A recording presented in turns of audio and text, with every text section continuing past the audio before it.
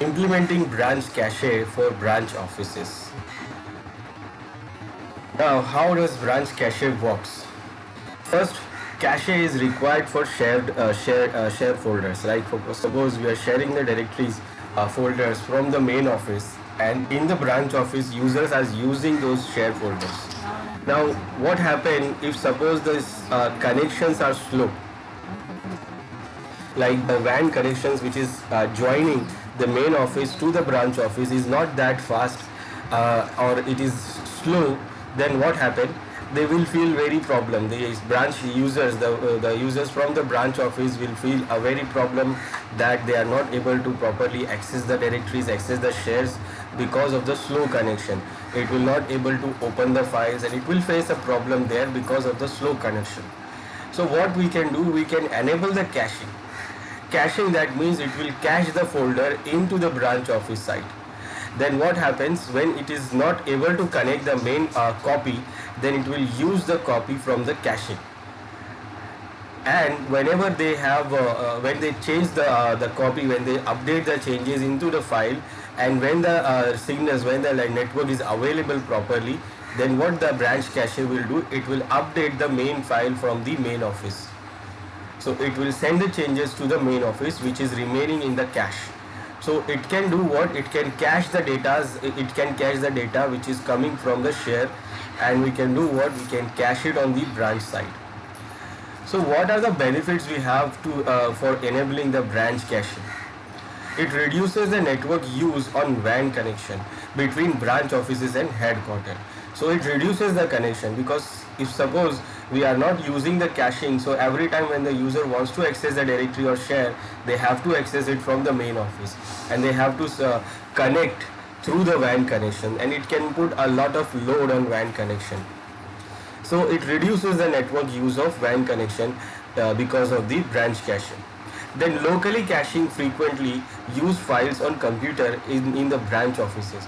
Then it will locally cache the frequently used files. Frequently used file, that means we are using. For example, suppose we have enabled the branch cache for the folder. Remember, we can't share a file. We can share only folders. We can only share the directories. So when we enable the branch cache on a directory, so in that directory we may have multiple files. So it will do what? It will cache only those files which is frequently used. It is not going to cache all the files from the share directory. It will cache the files which is frequently used. So it will do cache all those files also. Then improving the performance of application that use one of the following protocol.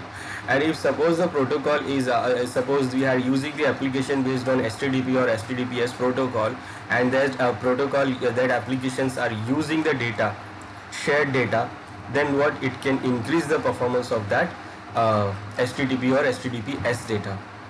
Then server message block, including signed SMB traffic protocol, background intelligent transfer service. So it can also improve the protocol which is using the protocol or services which is using these services, HTTP, HTTPS, server message block, that is SMB, including the signed traffic protocol, and background intelligent transfer service also improve the performance because of the caching. Now, how we have actually two modes for doing the branch caching. The two modes are hosted cache mode and distributed cache mode. Now in the hosted cache mode, what we have, we configure one server which is going to host the caching for all the clients available in this branch office. So this hosted cache means we configure one server to cache all the data, or whatever the data we enable for caching, it will cache that data here on the hosted server, and the users in the branch office, the clients, they will use that cache from this server, the hosted server. Other mode is what? The distributed cache mode. In distributed cache mode, what we do, we distribute the caching on all the clients. So clients will use the caching from each other. That means the one client will use the caching from cache file from the other client. So this is what the distributed cache mode, and the hosted cache mode, we use one single server for hosting the caching of the shared data. Now, branch caches requirement. Requirement for using the branch cache: first we have to install the branch cache feature, and optionally branch cache for network files role service. So this is available as a feature and role. So we have to install it. Like first we have to install the branch cache for network files role service in the server where we are sharing the folders, and the branch cache feature, and also branch cache network files so role service for the hosted server who is hosting the caching of the share folders. Then we configure the client computers by using either group policy or netsh command. Now configuring the client, that means to use the branch cache from the caching server, or to do the distributed caching, we have to configure it from the group policy. So group policy will be used to configure the client to use the caching, branch caching, or we can use netsh command to configure. So either you configure it with the netsh command, or we can use the group policy to configure it on the multiple users from the domain controller.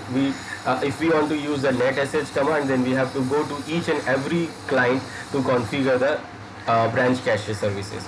Otherwise we can do what? We can directly deploy the configuration from the group policy. So we don't have to go to each and every client to change the settings. We can do that from group policy. Then requirement for the modes. For distributed caches mode, configure the client firewall to enable the incoming traffic, HTTP and Windows Service Discovery, WS Discovery. So if you are configuring for the distributed caches mode, so for every client you have to enable the traffic for on a firewall, incoming traffic from HTTP and WS Discovery. And for hosted cache mode, we have to configure a firewall to enable incoming HTTP traffic from the hosted cache server.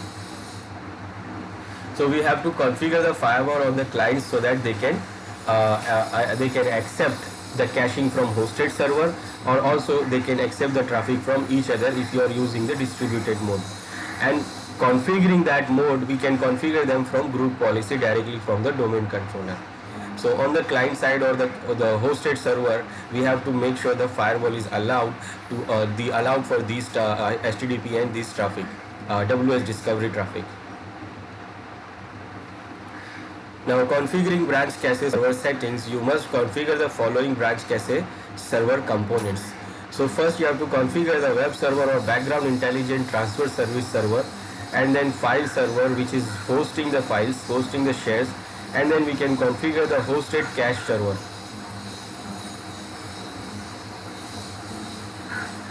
Now configuring the branch cache client settings. To enable and configure the branch cache in the client, first we have to enable the branch cache by using the group policy or Windows PowerShell or net branch cache set service.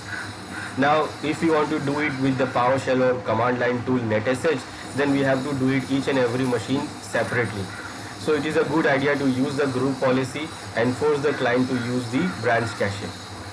Then enable the distributed cache mode or hosted cache mode by using the group policy, firewall, PowerShell or netsh command.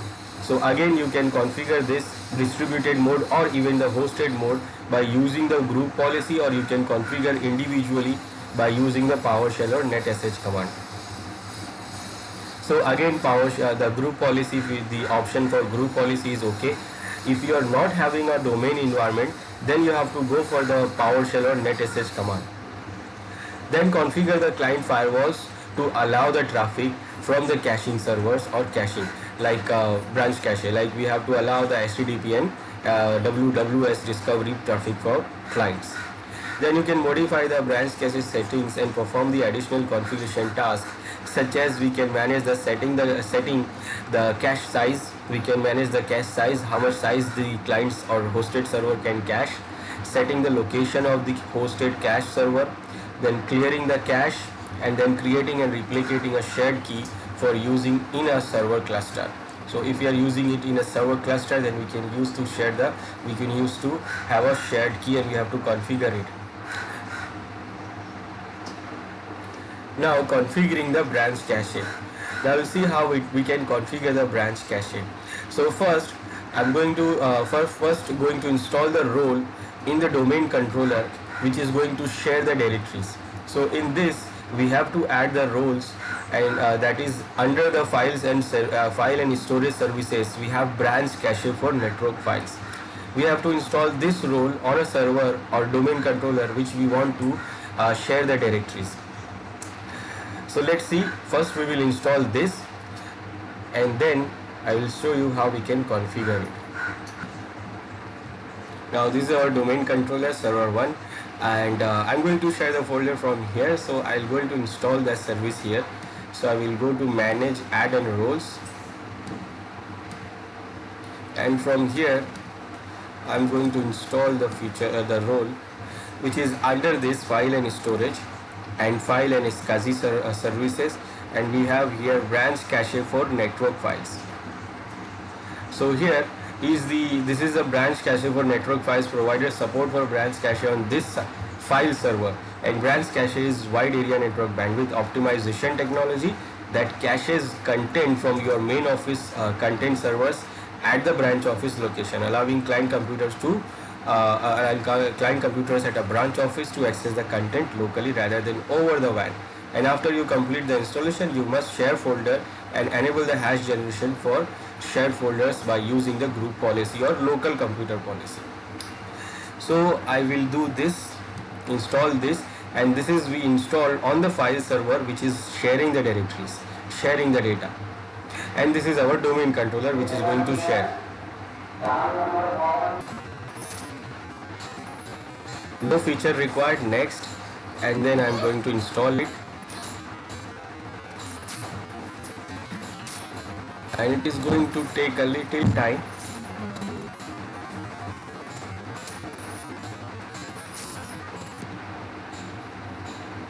Now it is installed here. Now what next?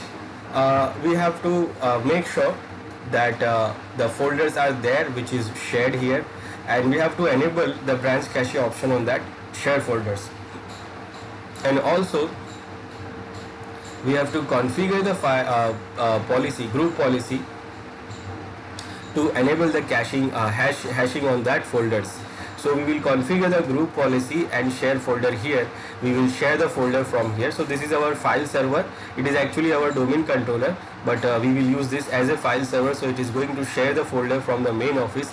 We can assume that this server is in our main office, and it is going to share the folders from here, and then we can use it on the other server in a branch office. We will assume that that is in our branch office server, and that server will going to be our hosted cache server.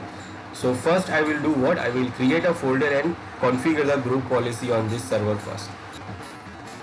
So first I will go to open the group policy management console, or even we can configure the local policy also.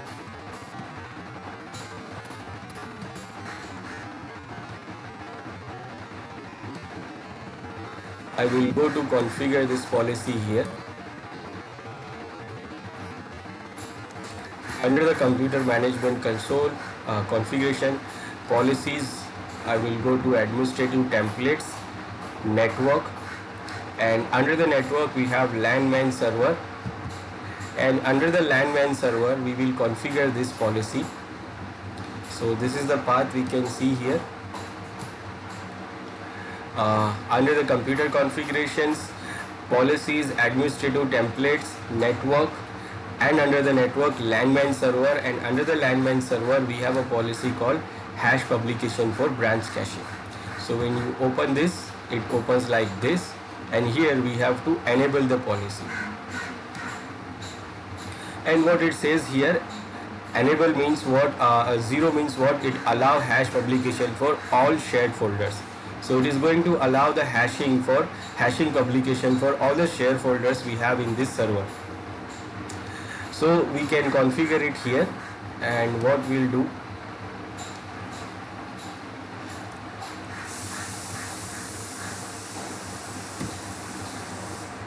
we have configured this. Now I will configure a folder, a share folder, and enable the branch cache option on that share folder. So for that, what I will do, I will create a folder here.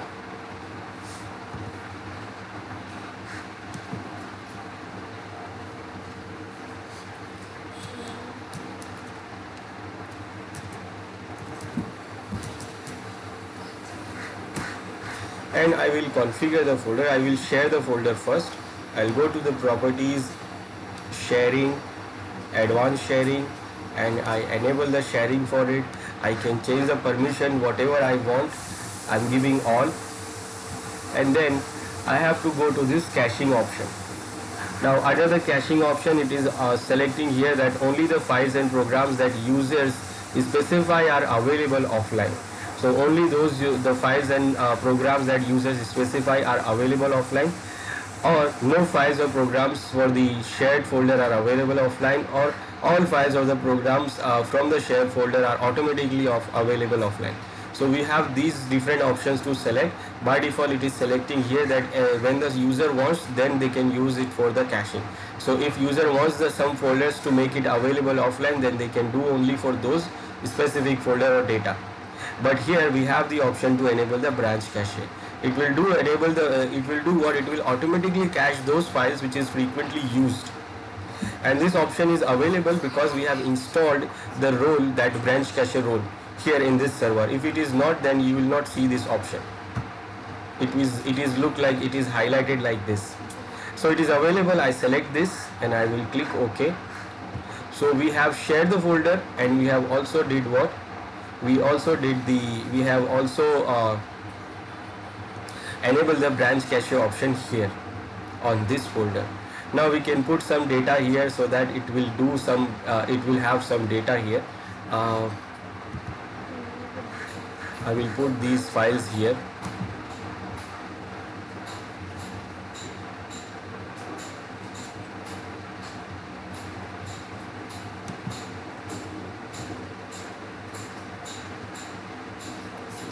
So it will have some size. Okay, now we want to configure the hosted cache server, which we want to configure the hosted cache. So for that I will go to server 2. So we have a server 2 there, which we want to configure as a hosted cache server. Now this is our server which is available on the branch office, and this server is going to be our hosted cache server. So we want to configure this server as a hosted cache server. Now first, in this server also we have to install the branch cache role and feature. So we'll go to manage, and then what? We'll install this under the file and storage services, file and iSCSI services. We will go to branch cache, install this option, and it requires the file server option to be selected. So it is also selecting the file server option, and then from the features we are going to select this branch cache option here, so that it is going to be work as a hosted cache server. Next, and I'm going to install this also.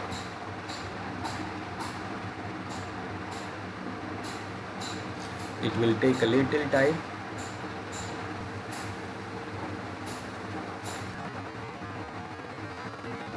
Now it is installed here, so we'll close this.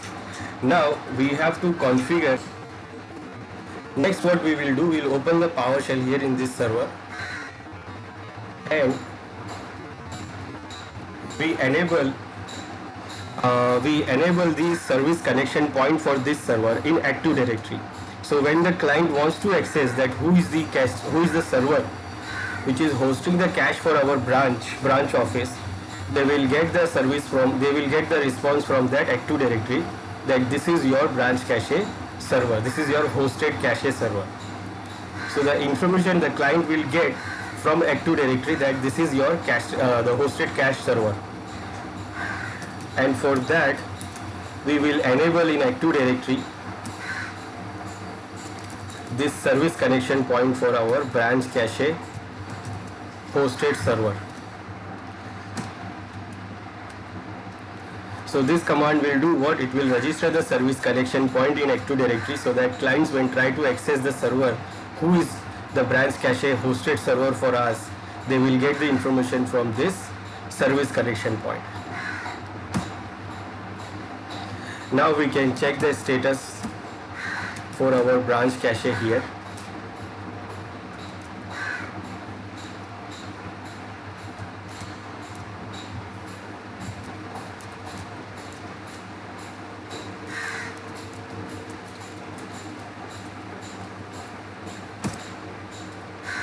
We can see the information about the caching. Right now it is saying current active size is 0.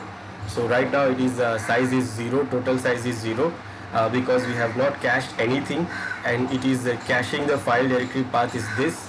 And other options, if you want to configure, then you can configure by using this PowerShell command.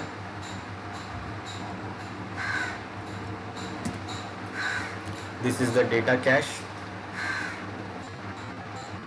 And total information we can get by using the bc status command, and it will show you the total information. Hash cache, data cache, then network configurations, then hosted cache server configuration. It is true, it is enabled, it is a client domain, it is a client authentication mode is domain, it is domain authentication, and the branch cache is enabled here. It is running automatic, configuration is local cache here. Content server is enabled, it is true, this is enabled, this server is content server also. So this is what we configure this server to host the branch cache. It is a hosted cache server, and this server is updated the information, the service connection point in the Active Directory. Now the client, if want to access who is the caching server or where to get the caching or cache data, so they will get it from here. Now for that, what we have to do, we can configure the clients directly on the client. We go to the client and then we configure the client with the PowerShell command or with the netsh command to get the caching from the caching server or the hosted caching server, or we can use the group policy to configure the setting for every client. If suppose you have 2-3 clients, then you can go to each and every client and do the configuration manually. But if you are having a lots of clients, then you should do what? You should do it from the group policy. So we will do it from the group policy. So we'll go to the domain group policy first. So now we are in the domain server, and from here we will configure the group policy for all the clients. I will open the group policy management console. Now when you have a branch cache for the specific branch users, so basically what we do, we create a different OU for those branches and do what? We apply the group policy only for those branch caches. Right now I will do what? I will apply it on the domain policy. It is going to be applied on all the users, but it is not a good idea. We have to configure the separate policy for separate clients. So I will do it here. For the testing purpose, I am just showing you that which policy we have to configure. So here under the network, under the computer configurations, policies, administrative templates, network, we go to select this branch cache option. And under the branch cache option, we have option here, we have a policy here saying turn on the branch cache. So first we will enable this policy to enable the branch caching. So I will enable the branch caching here.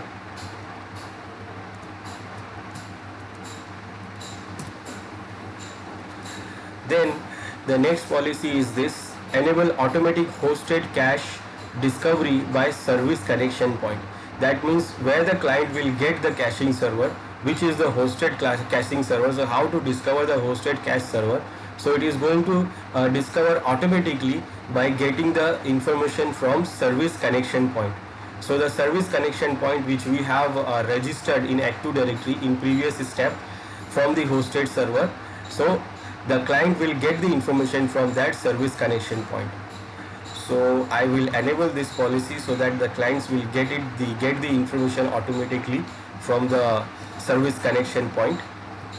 So we have enabled these two policies for the clients, and then what we have to make sure the client is updated with these policies so that it can get the information from the branch cache. It can the information from the domain controller from the domain that this is the hosted cache server, and if it is any file needs to be accessed from the cache, then they can access from the hosted cache server.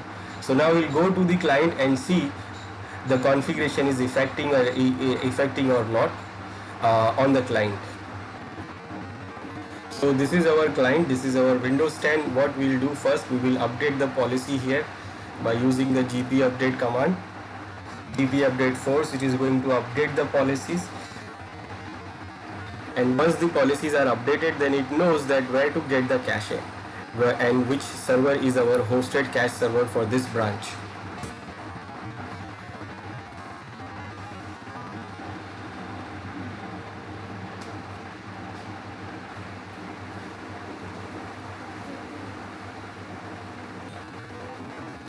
Okay, now we want to check, so we run the command netsh branch cache show status all to check the status of our branch cache settings.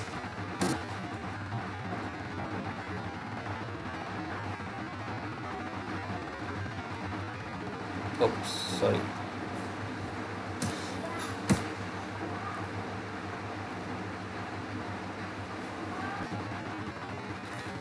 So command is what? netsh branch cache show status all. My spelling was wrong last time. Now this time it is right. And it generates the whole information about the caches. And we can see here the branch cache service status, and it is saying the service mode is hosted cache client and set up by the group policy, which is status. The current status is running, service start type is manual, and who is the hosted cache location server, who is the hosted cache server, and this is the hosted cache server server2.sai.com. So it is getting this information from the service connection point, which is we have registered from this server to Active Directory domain. So when the domain, when the client access this, when client try to access which is who is the hosted cache server, so it is getting the information from the service connection point that this is the hosted server. So if any caching information, any caching file they want to get, so they can get it from here. Now first it is saying here the local cache status. This is the local cache status. It is maximum cache size is this, 5%, active current is 0, and local cache is this. In this directory it is caching the local the caching the files. Then publication cache status, it is coming from the server, hosted server, and it is also 1%, maximum cache size is a 1%, and right now there is no caching available. And this is the networking status. This is the networking status. Content retrieval URL reservation configured, this is required. This one hosted cache URL reservation, it is not configured, but it is not required. It is also configured but not required. Some options are required, like content retrieval firewall rules is also required, and all this. Now when the clients try to access the directories, and if the connections are not okay or slow, then what happen, they will get the information from the caching. So what we can do, we can monitor the things by using the performance monitor. I'll do what, I'll go to server 2, which is the hosted cache server. This is our hosted cache server. I will do what, I will go to the performance monitor here.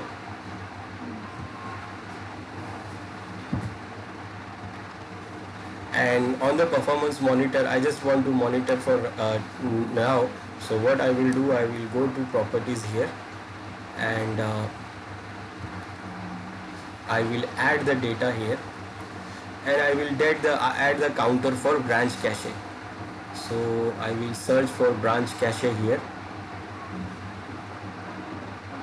This is the branch cache option. So I will select this and add this. So I have added the branch cache option. Now it is going to show us the branch cache information also. And what I will do, I will change it to report so that we can see it easily. So this is what the information about the branch cache. Right now everything is 000 because nothing is used. Nothing is used here till now. So we'll go to client and try to access the share folder which we have configured on the server, file server. And I will try to access the shares from server 1.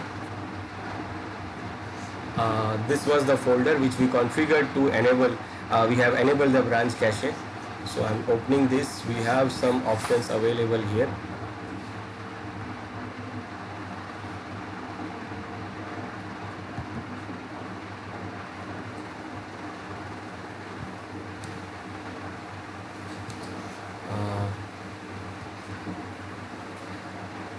So I'm using some of the data here. Let's check the information from the caching.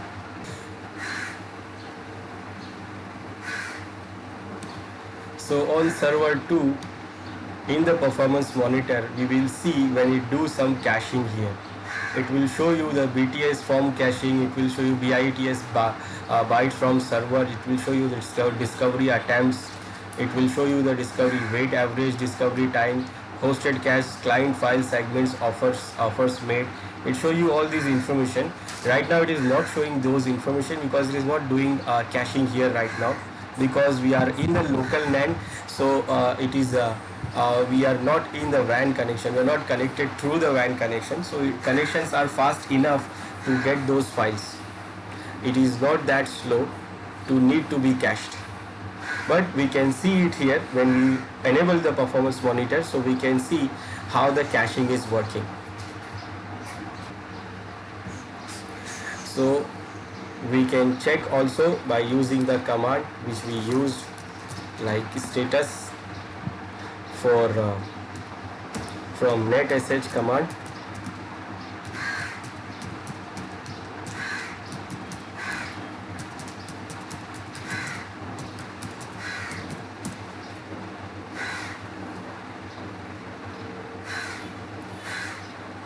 We can see how much cache we have locally and how much cache we have on the server also. So when you have cache, then you can see that information here, and also we can see it on the hosted cache. On hosted cache server also we can see it from the PowerShell command, that is get BC status, and we can see the active current size here. So when it is caching something, then we can see the size here. So this is how we can configure this branch cache for our branch offices. And we configured the hosted cache. Now using the branch cache for servers, those servers we can use the branch cache option for these servers, like branch cache enable content servers are included. Web servers, we can use the web server. For web server we can use the branch cache. We can use the branch cache for the application servers. We can also use the branch cache for the file servers. We have used it for file server, but we can use it for all these web servers and application servers also. WAN connectivity is critical for branch cache. So it is very critical to have a WAN connectivity. Now if WAN connectivity, that means is it fast enough or not fast enough to process the file, or if it is slow, then we can use the branch cache. So branch cache, for the branch cache, WAN connectivity is also very critical, because when we get the data from the branch cache and update the data, so the data must be updated on the main office also. Like the data is on the file server, we are having here in the branch office the data, the copy of the data from the. So if we change the data, so that information must be also updated on the main file, the original file. So from cache, whenever the network WAN connectivity is available in length, available properly, then what it will do, it will try to update the main data main files from the cache. So it needs the WAN connectivity, and that is very critical for branch cache. Then the branch cache monitoring tools we have, like we have this command netsh branch cache show status all. So we can check it from the client that how much cache size we have, how much size available we have, what is the directory and the other informations. We can check the command get BC status on the servers. We can also use it on the client also. In Windows client also we can use get BC status PowerShell command to check the full status of the branch cache. Then we can use the event viewer to check the events related to the branch cache. Then also we can open the performance monitor and we can add the counter of branch cache into it, and then we can check that whether it is having some caching or not. So these are the options we have to monitor the branch cache, and this is how we can configure the branch cache, which is very important for our branch offices.